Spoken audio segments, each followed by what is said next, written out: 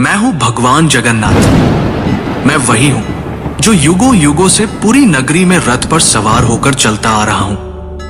पर आज मैं तुम्हें अपने रहस्य का वो सत्य बताने आया हूं जिसे केवल भाग्यशाली ही जान पाते हैं। लोग मुझे जगन्नाथ कहते हैं, पर क्या तुम जानते हो मैं कौन हूं?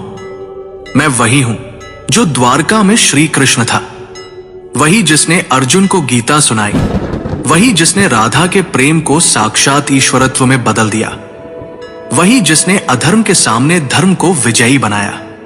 जब द्वारका का अंत हुआ, मेरा पार्थिव शरीर समुद्र में प्रवाहित कर दिया गया, पर मेरा हृदय, मेरा चेतन तत्व नष्ट नहीं हुआ। समुद्र में एक दिव्य काष्ठ पवित्र लकड़ी के रूप में प्रकट हुई और बहती हुई पुरी के तट पर आई।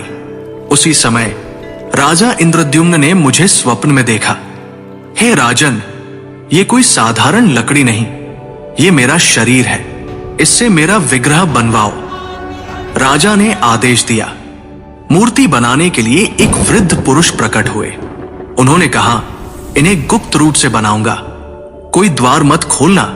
वो कोई और नहीं, स्वयं विश्वकर्मा थे। जब मूर्तियां बन रही थी, रानी की चिंता बढ़ी। द्वार खुलवाया गया। मूर्तियां अधूरी थी। मेरे हाथ नहीं थे, मेरे चरण नहीं थे, पर तभी आकाशवाणी हुई, यही मेरा विराट रूप है, यही मेरा जगन्नाथ स्वरूप है, जहां मैं हर सीमा से परे हूं। जो मूर्ति नहीं, चेतना है, जो धर्म का रक्षक है। राजा ने मेरे उस दिव्य हृदय को मूर्ति में प्रतिष्ठित किया। वो हृदय जो श्री कृष्ण रूपी मेरी चेतना का केंद्र था, वो आज भी मेरी मूर्ति में वास करता है। हर 12 से 19 वर्षों में जब मेरी मूर्तियां बदली जाती हैं, उस हृदय को गुप्त रूप से नव विग्रह में स्थापित किया जाता है। कोई उसे देख नहीं सकता, कोई उसका वर्णन नहीं कर सकता, क्योंकि वो हृदय भौतिक नहीं, दिव्य है। मैं वही हूं जो कृष्ण है, विष्णु है और फिर भी सबसे परे है।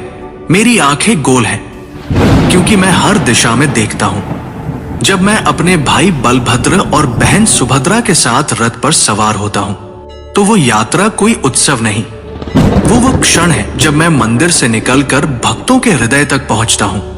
जब तुम मुझे सच्चे हृदय से पुकारोगे, ओम नमो भगवते जगन्नाथाय, तो तुम पाओगे कि मैं तुमसे कभी दूर था ही नहीं।